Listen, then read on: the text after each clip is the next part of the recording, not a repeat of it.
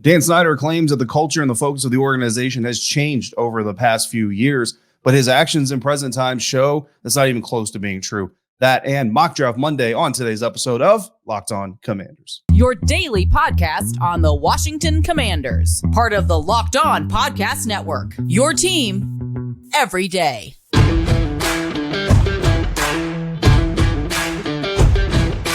Welcome in, Commanders fans, to the Locked On Commanders podcast, part of the Locked On Podcast Network, your team every day. We are your daily podcast covering the Washington Commanders, and we are free and available on all platforms, including YouTube and the WSA 9 Plus app on your Roku or your Amazon Fire Stick. We thank you for making us your first listen or your first view of the day. I'm David Harrison. My co-host sitting next to me for today's episode is Chris the Rooster Russell, both of us credentialed members of your media covering the Washington Commanders. Chris is doing it for the Team 980, where you can find he and Pete Medhurst on the Russell and Medhurst Show live from 9 a.m. to noon Eastern every Monday through Friday, or anytime on the Odyssey app. Also find Chris writing about the Commanders for the Command Post. You can find me writing about the Commanders over at commandercountry.com, a part of Sports Illustrated's Fan Nation. Absolutely. And David, as you prepare to head off to Indianapolis for the annual scouting combine, hopefully you'll get a good steak dinner while in Indy. There's a couple of good steak spots there. The Washington Commanders can go many ways in the upcoming NFL draft, which is still 2 months away. But we'll examine the latest on a couple of different scenarios that they can go, plus a really interesting fan-submitted mock draft with a monster trade that we've just got to sink our teeth into. And then, since we last left you, the world has turned in command land, and that's where we begin today's episode of the Locked On Commanders podcast. So when we were with you last on a Friday late afternoon live edition of Locked On Commanders, we were thinking, based on a report by Charles Gasparino of Fox Business Channel, Jeff Bezos was the leader in charge. Dan Snyder was asking for $6 billion. Well, right after we put that episode to bed, David, the New York Post came out, and then Ben Standing of The Athletic and Odyssey DC doubled down on Saturday, saying that Dan Snyder is not going to sell to Jeff Bezos and not even allowing him to bid to purchase the Commanders. This following the Washington Post report that Bezos hired Allen & Company in order to examine whether or not to submit a bid. So let's react to this nonstop merry-go-round of ownership news when it comes to Dan Snyder and the Washington Commanders. You take the leadoff spot. Yeah, we had a comment on a recent episode that, basically asked why we only get ownership news every 2 weeks, or, why don't we get it multiple days? And this is now 3 days in a row that we're getting ownership news. So, I suppose careful what you wish for, because here we go. You know what I mean? Yeah. But hopefully what we're doing is we're working towards a resolution, which is what everybody wants. And to me, this Dan Snyder wants this or Dan Snyder wants that, circle that we're racing around right now. Quite frankly, it's annoying. There's Dan Snyder. And so this is going into the open, right? Dan Snyder has been trying to defend his ownership of the team in an effort to get the public opinion swayed to where people stop screaming for him to be removed. And the NFL owners, basically he's banking on, if the NFL owners see that the drama surrounding him is going away, perhaps they'll back off as well, and he won't actually have to sell his team. It hasn't worked, right? But the entire time, the process has been, we have fixed this, we have fixed that, we've acknowledged this, we've acknowledged that. Look, it's so much better than it used to be. And basically what Dan did was run away from consequence for so long, trying to say, but look, don't punish me for my dirty room 3 months ago. I cleaned it today. Yep. And what public opinion, the media, the fans, the NFL said is dude, that doesn't matter. Like saying you're going to stop doing something because you've been caught. It's like running out the store with the TV in your hand. The cop pulls a gun on you and says, drop the TV or you're going to jail. You go, oh, here, they can have the TV back. Don't arrest me. No, man, you've already done the dirt. You're going to have to deal with it. So to a certain extent, that's one reason I don't care what Dan Snyder wants in this whole deal, because Dan Snyder clearly wants what's best for Dan Snyder, and all of this posturing, none of us bought it anyway in the first place, but this just confirms that all that posturing was BS from the jump. Yeah, it's a gigantic game of dodgeball, basically, is what I feel like. Remember last summer when he spent the entire summer sailing around the world, dodging Congress and dodging a subpoena? That's what this is. This is just a different level of the same game that Dan Snyder has been playing. Don't look at me. look at everyone else. And listen, if this is all true, if this reporting is all true, and there's some good reporters here, Ben is really, really good. But again, stories get twisted and sources have agendas, right? So you have to be careful here. But if this is true, that Dan won't allow Jeff Bezos to bid, never mind buy the team, Dan is not only costing himself, David, potentially money, but you know who else he's costing? Everybody. The NFL. Yeah. And who he's already cost money by ripping them off, allegedly. Oh, absolutely. And by just allowing the organization to deteriorate to the point where, again, when I joined the beat back in 2009, and it was even into 2011, they were drawing 91,000 people. Yeah. In 2021, they drew 51,000 people. I mean, whatever you want to say, whatever data you want to point to, all you have to point to is that. Okay. But my point is, he's already cost them money. He would already he would, under this scenario, presumably be costing them even more money. And if we are to believe that the NFL is in bed with Jeff Bezos, and it certainly seems that they are, right? Why wouldn't they? The Amazon Thursday Night Football deal, they want him to be involved in the NFL, whether it's the Seahawks, whether it's the Commanders, whether it's whatever. They want. If he costs them, if he digs in and says, hell no on Jeff Bezos, if you're the NFL owners, do you look around and go, wait a second, I know we don't want to vote this guy out.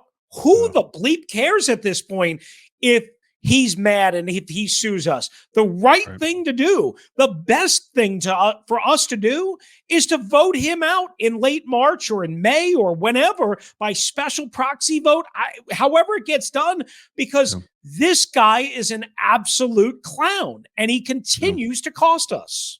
Right. And that's why I have the stance that I have. I don't care what Dan Snyder wants. And at the end of the day, what Dan Snyder wants doesn't drive this thing. Like, when this story broke and again, Ben's article, the New York Post article, like there are comments that I'm seeing, on social media, so like that, where people are like, look, it's a free country. He can sell to whoever he wants to. He doesn't have to sell to somebody that he doesn't like and all this stuff. And to a certain extent, yes, you're absolutely true. But people need to remember, it's called a franchise, right? It's not the Dan Snyder football team. No, it's an NFL franchise, Washington Commanders. The franchise is purchased to Dan because the NFL allowed it, not because Dan just inherently has a right to it or whatever. And just because he now owns the rights to that franchise doesn't mean he just gets to do whatever think of it like buying a house in an HOA. Like, yeah, it's your house, but you're going to do certain things. Like, there's a limit to what you can do and you can't do, bro. You're not going to put that pink flamingo up in your front yard all season. That's just not going to happen in this HOA.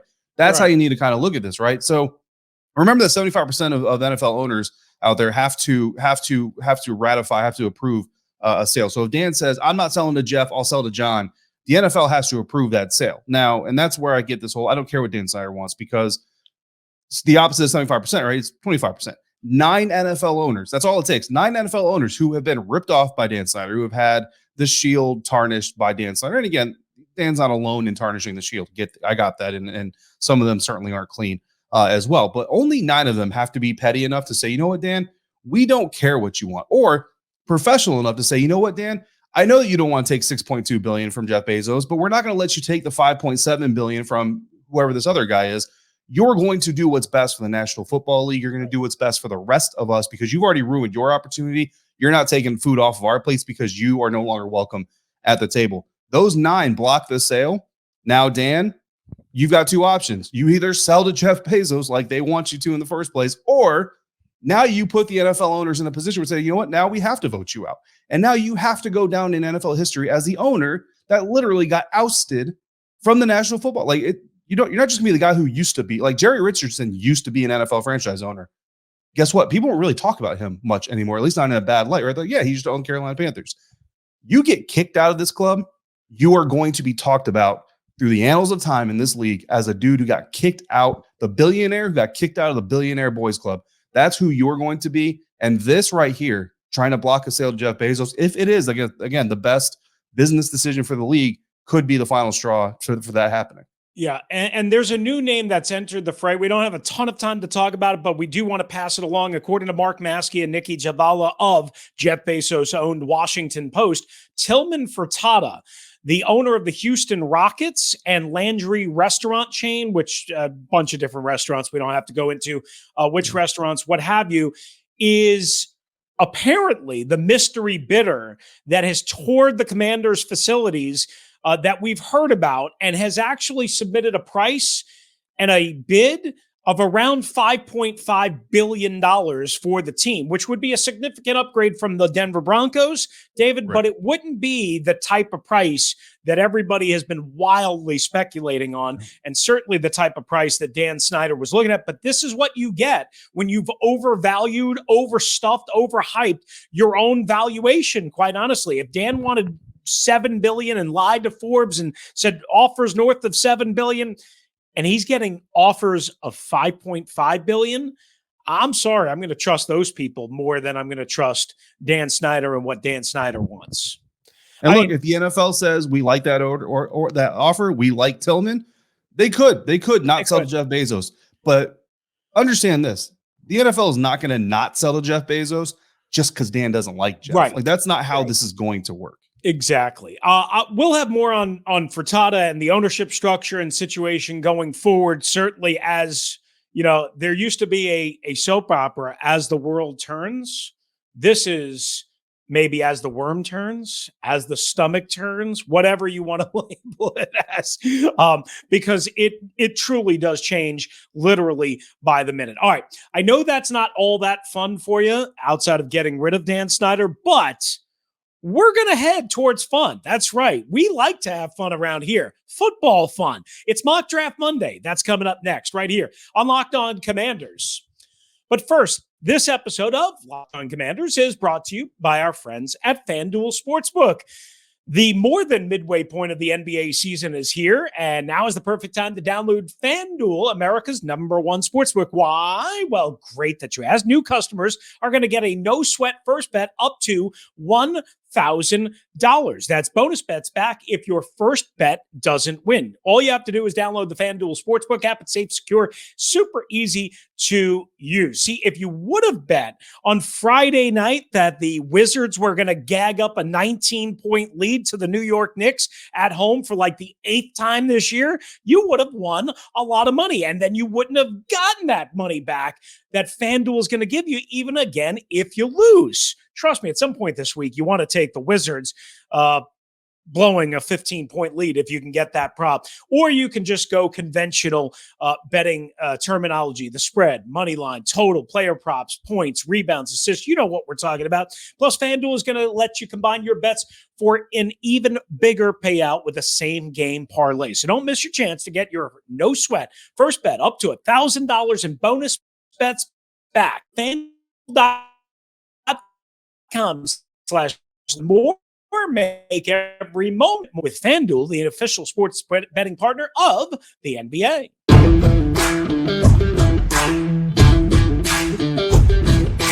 All right, thanks for making the Locked On Commanders podcast your first listen and view of the day. All right, David, a fan-driven mock draft selection is coming up, and our reaction, and boy, is it a doozy. You're going to wait. You're going to love this scenario. This is something. Wait till we get to this. But first, Daniel Jeremiah of NFL Network recently put out his second mock draft, pre-combine one, before the combine. Again, David heading there. He'll be live in Indianapolis this week. And we will get to what Daniel Jeremiah said here. And here's who he had, but you got to set it up first.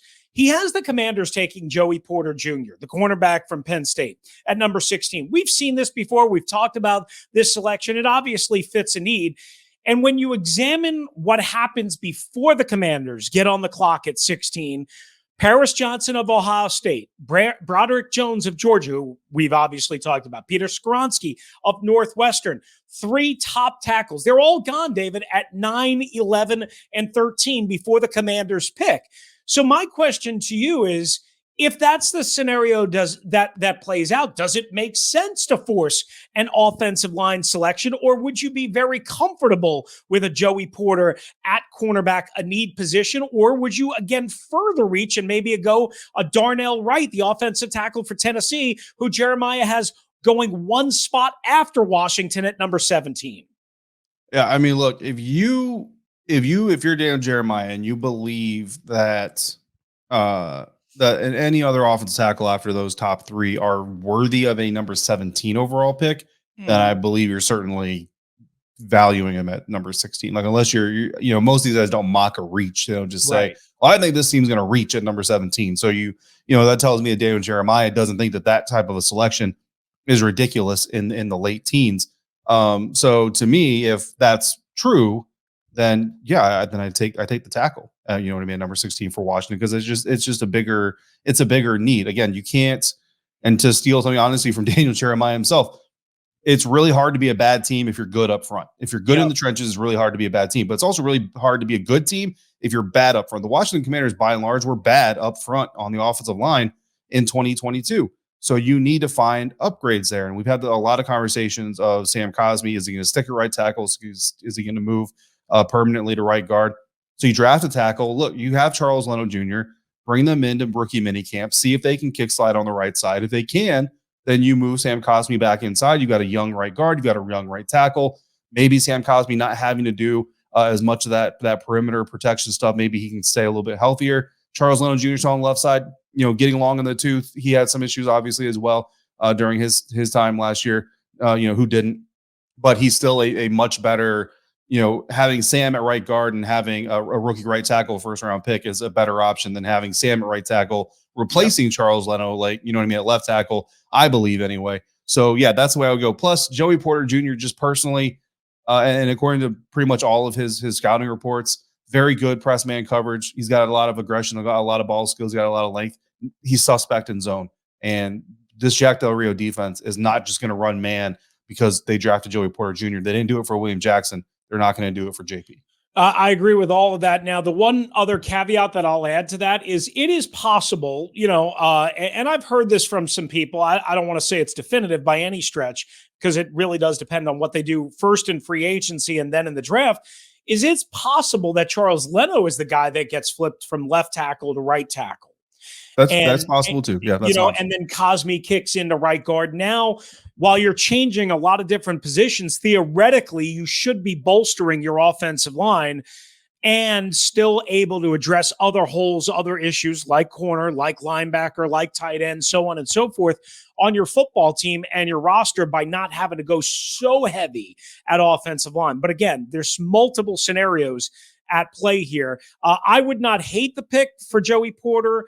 I, like you, would probably agree. I mean, we've talked about Christian Gonzalez before. If he's there, I would like that pick. He wasn't there in this scenario, to be fair to Jeremiah. And again, Jeremiah, it's impossible for him to match up every scheme, every philosophy, what have you. But again, I would just say that if that's the scenario, either you take the kid at 17 that went one spot below, or maybe you trade down and you try and recoup some more value. So that's what I would do. Just to be clear, in this scenario at 16, if the top three tackles are gone, I've got the fourth tackle and I've got the number one guard in Osiris Torrance and the number one center and John Michael Schmidt still on the board. I trade back from 16, no further back than probably 22. I think, to be more like, ideally right at like 20 is where I want to trade back to, net some more picks, hopefully in this year's class.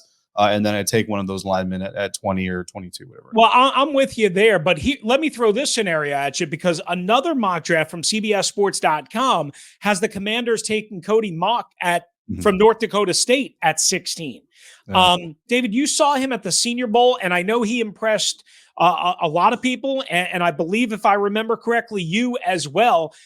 But that seems to me like a reach, and again, a perfect, just to not combat, but to go along with what you're saying, that would seem to me like a way overdraft and like we know more than you, and we could almost like I don't know how to explain it other than it would almost be like, no, we think we have all the answers and you don't. Yeah. So here's what I'll put, and everybody's got their own methodology, right? But I look at this, I look at character, I look at traits, and I look at projection. Cody Mauch, number 16 character. Absolutely. Cody Mauch, current traits, number 16. No, I put him end of day one at the earliest. And that's if he works out really well, has a really solid pro day, end of day one. So that's where you're reaching. Projection, absolutely. Projection number 16 value, absolutely. And that's kind of the key here. So if you're Washington Commanders, you look at the guy's character and you look at the guy's projection. If you project him to be a 10, 12, 15-year starter in your franchise, multi-time Pro Bowler, All-Pro, all that stuff, well, guess what? 5 years from now, nobody's going to talk about you reaching at number 16. The reason we're going to talk about him reaching at number 16 is because right now, as we see him today, he doesn't look like a number 16 type of overall pick. But again, if you believe he's going to turn into that, 5 years from now, nobody's going to care what we said in February of 2023. So could that be the pick? For those reasons, it absolutely could be. Me personally, again, if Mauch is on the board at 16, I just wonder what the rest of the board looks like. But if 2 or 3 of those guys are available that I'm comfortable at 16, if you're comfortable at 16, you're going to be nice and toasty at number 20. So I trade back. Yeah, here's just one last caveat to that. Here's what happens when you think you're right and everyone else thinks you're wrong. Sometimes you get Jahan Dotson, right? Which, if he can stay healthy, Jahan Dotson proved that he was not like the 54th or 55th best player, how he was ranked by many last year, and the Washington Commanders took him at 16. Now, again, that's an example of being right. Remember 2 years ago when Mike Mayock and John Gruden were still in charge of the now Las Vegas Raiders, and they took Alex Leatherwood, the offensive tackle from Alabama, and I think number 18. And that was like way ahead of everyone else. Well, guess what?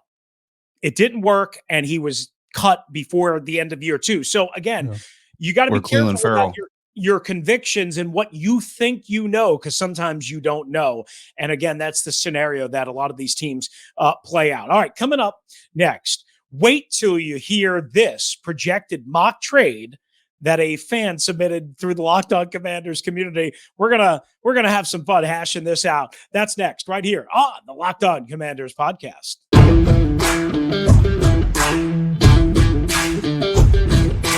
A Locked On Commanders community mock draft here to wrap up this mock draft Monday. We've got a fan selected mock draft from Why Not Washington submitted to the Twitter DM. This individual is at Let's Go Commandos on Twitter. And Chris, this mock draft was conducted via Pro Football Focus and their mock draft simulator, a very popular simulation machine. And look, PFF gives this class an overall grade of A-. So, I mean, I think right off the bat, you're going to call this a home run if you're Pro Football Focus. But the main part of this thing, if you look here for you YouTube folks, for your audio folks, we're going to describe this as best we can. The number one thing that stands out here is that pick number 16, the Washington Commanders trade the 16th overall pick and the 97th overall pick. So 2 top 100 picks go to the Arizona Cardinals.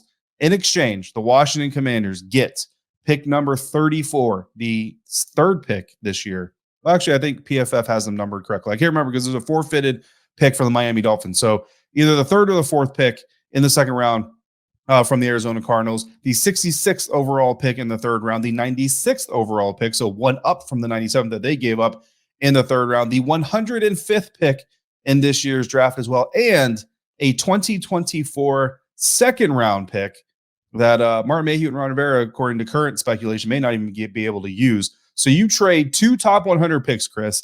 In return, you get 3 top 100 picks and a top 150 pick in pick 105.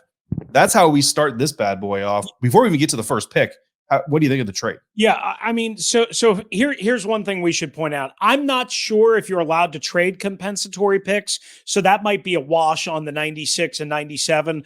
I believe that is the case, but I'm not 100% sure on that, David. So let's just say, for argument's sake, throw that component out, which is, again, just switching spots in the 3rd round by 1 spot. Okay, let's just throw that out if you're not allowed to trade that. Here's the meat of the trade. Going from 16 to 34 is not ideal by any means, but if I can go from 16 to 34 while picking up a top pick in this 2nd round, like you said, a top pick in this 3rd round, which I don't have because of the terrible Carson Wentz trade, another top pick in the 4th round, and as well an unmarked 2nd round pick next year, which Arizona right now is not thought to be like a great team, could very well be early in the 2nd round, again, 34, 35, 37, somewhere in that range. I got to be honest with you. At first, when I thought about going from 16 to 34, I was like, I can't go that far. That's really far to go. But if we're looking short and long term, that's a trade that's extremely appealing to me. How about you? So here's what I'll say about the trade. First off, up front for the Washington Commanders. To me, it's a beautiful trade because when you talk about this class, and then we've talked about on this show in a previous Mock Draft Monday episode, if you're looking at a trade back scenario or trying to land, like there's a stretch here. And I think Dan Jeremiah mentioned in his conference call with the media as well. There's a stretch here from about picks 20, 22 or so to pick like 42, where there's going to be about 4 or 5 starting caliber offensive linemen coming off the draft board. Like there are going to be about 4 or 5 offensive linemen in that stretch, I believe, that are going to be drafted that are going to end up starting for their teams in rookie season. So if you're a team that's in dire need of offensive line help, like this is a great trade up scenario season for that type of thing. Or if you're a team that wants to trade back and get more picks, this is the time to do it because you're still going to get a high caliber offensive lineman. So for the Washington Commanders, when you need offensive line help, and if there's a season where you're going to trade back from 16 to 34, this is it, because you could trade back from 16 to 34 and still get yourself potential starting offensive lineman. And with that 66th overall pick, 68th overall pick, whatever it is, like you may potentially get another guy that you could also groom into that. Here's the problem I have with this trade. And I have to imagine this trade was not accepted by PFF organically, that it was basically forced by the user here. These draft picks value, according to the traditional trade value chart, at 1,112 points. The picks that the Commanders are giving up value out to 1,112 points. The picks that they're getting back value up to about 1,580 points. Now, that second round pick next year is the tricky one. If you use where the Arizona Cardinals are drafting this year as a barometer, that's what gives you that difference. But even if they drop back in the second round, you're not going to eat up that 400 and plus point difference. That point difference is the equivalent to this year's 43rd overall pick. You're talking about a second round pick's worth of value gap in this trade. So that's where I have a problem with this trade, because I just don't think the Arizona Cardinals, as much of they've done some things in recent memory, Chris, I don't think they would do this trade. So that's really the only issue I have with the trade. But looking at the trade for the Washington Commanders, that's a slam dunk. Absolutely. That's why PFF gives it an A. And then getting Darnell Wright in the second round. I mean, again, we just talked about him. This guy could be a potential starting tackle on this offense by the time we reach the end of training camp. Right, absolutely. And you know, I understand what you're saying, and who knows how general manager Monty Ossenford and new head coach Jonathan Gagnon are thinking. I mean, again, it could be a philosophy where they think, you know what, we've got to make a quick first impression. I would like to know who they took at 16. Well, yeah. I mean, no, again, if you, I mean, I'm more worried about the Commanders than the Cardinals, but again, we could sit here and go by the trade chart and say, well, this doesn't make sense. But again, everybody has different philosophies, right? Ossenford is known to be a guy to build through the draft. Well, maybe, but he might have just somebody that he has a hankering for and says, you know what, it's worth sacrificing a little bit this year and next year for that particular player. And like you said, if the Washington Commanders could get Darnell Wright, right? And then in the mock draft, as we have up on the screen, they could get. Well, before we move on, I just want, because you have a very valid point. So I want to throw this out. If number 16, the Arizona Cardinals, is Bijan Robinson out of Texas, I mean, Washington have we doesn't seen need him. Have we seen NFL teams break the bank to draft up for what they think is a franchise running back? Hello, Ricky Williams, and hello, Herschel Walker. Like, you know what I mean? Like teams in the NFL, I know Herschel Walker's a long, like some of y'all might not even know what I'm talking about, but NFL teams have in the past overpaid to go get themselves a franchise quarterback or a franchise running back. Now, I don't think this would be quarterback because Kyler Murray's contract is incredibly prohibitive. But, you know, look, if this is Bijan Robinson and the Arizona Cardinals think that this is the missing piece to turn Kyler Murray into an MVP and get us in the playoffs, then maybe they do oversell or overbuy. Yeah, that's a good point. I didn't even think about that. And obviously, if that would be the pick, right, Washington doesn't need a running back. And again, under this scenario, they still get a top-tier offensive tackle. We were talking earlier about Daniel Jeremiah having Darnell Wright going at 17. If you can get him at 34, David, you know, again, everybody's value and rankings and whatever is a little bit different, but theoretically there would be value. There would be a lot of value in that particular pick. Plus then moving forward in the mock, if you get Emmanuel Forbes, a corner from Mississippi State, and Noah Sewell, a linebacker, then theoretically you're checking boxes, right? You're getting players that could potentially help you, even though PFF doesn't love the grade of Sewell in the third round, but you're getting players that can help you fill voids. And if at the very least they can help you on special teams, it might also strengthen other areas of your team, at least early on in their careers as they develop.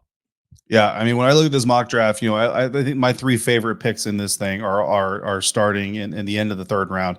Picks number 96, pick 105 in the fourth round, pick 118 in the fourth round. Hendon Hooker. First of all, Daniel Jeremiah in his pre-combine press conference or conference call with media said that there are 4 quarterbacks that he thinks are franchise-leading potential quarterbacks, and he would add a fifth being Hendon Hooker. I have been talking about Hendon Hooker being drafted by the Buccaneers, who are in a very young quarterback type of scenario, and they have a very smart quarterback coach coming over from Seattle who has trained quarterbacks that have similar skill sets to Hendon Hooker and created Pro Bowls out of him. I love Sam Howell. I think Hendon Hooker would be an amazing addition. And worst case scenario, I think you've got a quarterback you can trade in about 3 years to get some serious capital for and improve your team even from there. And if you make a trade like this, you kind of have that flexibility to do that kind of thing. Linebacker Dorian Williams out of Tulane, I think he's got special teams contributor written all over him, but also the ability to develop into a key playmaker. And then Caillou Blue Kelly out of Stanford, you're talking about a guy who's got some length and some size, can play man, but also can play zone already. He's obviously very intelligent, or he wouldn't be coming out of Stanford. And he has NFL pedigree. His father is Brian Kelly, Super Bowl winning cornerback from the early 2000s. Those 3 picks right there, I hope this whole draft board happens just because of those 3 guys. Yeah. And I'll just add this on Hooker. I mean, he might not be available to start the year depending on the recovery from his torn ACL, but he had an amazing final season at Tennessee. I think we all know that, right? And this team does need to take a quarterback, even though they just drafted Sam Howell in last year's 5th round, to add to the mix. Because again, while we fully expect them to sign a veteran quarterback, that's a short-term kind of compete with Sam Howell, fill in for Sam Howell if he stinks or if he gets injured, that type of scenario. You need to get somebody in to the building in Eric Bieniemy's new language and terminology and system to start building towards the future in case Sam Howell doesn't work out. And again, remember, it's not only performance, but it's also injury related. You have to have that kind of insurance, and Hendon Hooker would allow that as an opportunity. So this is a very interesting draft. Obviously would fill a lot of needs, and it would give you an extra 2nd round pick next year, not to mention extra picks this year, but you would have to drop out of the 1st round under this scenario. So I'm not sure how many fans would love it, but I thought it was fascinating. A good job out of Let's Go Commandos on Twitter. Yeah, why not Washington? That we love creativity like that. All right. Thanks again for making the Locked On Commanders podcast your first listen and watch of the day. Now make your second listen and watch the Locked On NFL Draft podcast. Damian Parson and Keith Sanchez providing in-depth coverage of the biggest NFL draft prospects with deep dives into the sleepers and hidden gems that can change your favorite NFL franchise. Find Locked On NFL Draft wherever you get your podcasts, on YouTube, part of the Locked On Podcast Network, your team every day. If you want to drop into the conversation, it's Locked On Washington Commanders at gmail.com, or hit us up in the DM on Twitter at LO Commanders. For David Harrison, who's heading off to Indianapolis, where he'll join us later on this week. Make sure you check him out on Twitter at DHarrison82. Make sure you check him out, SI.com's Fan Nation and Commander Country. I'm Chris Russell, one half of the Russell and Medhurst Show on the Team 980 and the Odyssey app. If you're out and about, please be safe, be kind to one another, and thank you for joining us right here on the Locked On Commanders podcast.